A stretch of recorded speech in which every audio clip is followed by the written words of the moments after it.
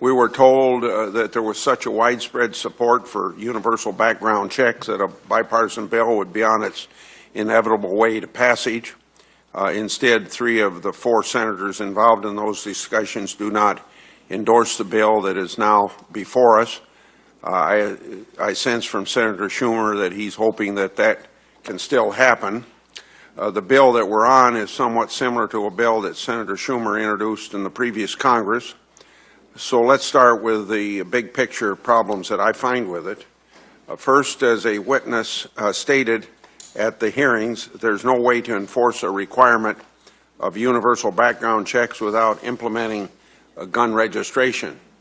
I acknowledge Senator Schumer says that the federal law prevents such a registry, but federal law can be changed by federal law, and this would-be federal law requires the federal licensed dealer to keep a registration record of the transfer.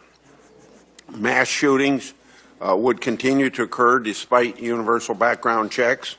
Criminals will continue to steal guns and buy them illegally to circumvent the requirement.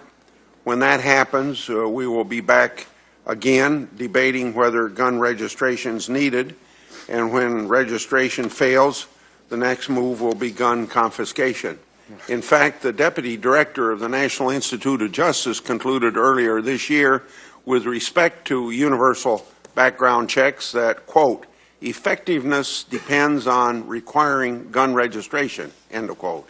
He noted that the largest sources of how criminals obtain guns are through straw purchases and theft. He wrote that straw purchases and theft, quote, would likely become larger if background checks at gun shows and private sellers were addressed. This bill would unnecessarily burden private sales. I think it has unintended consequences. The law already requires background checks for sales by licensed dealers. We're told that criminals don't get guns because of current background checks. We're told that when they seek to purchase guns, background checks prevent them, but that is not the case. Obviously, criminals still get guns. They obtain them because they do not comply with background checks. Supporters of this bill contend that if we only make background checks universal, criminals will not get guns.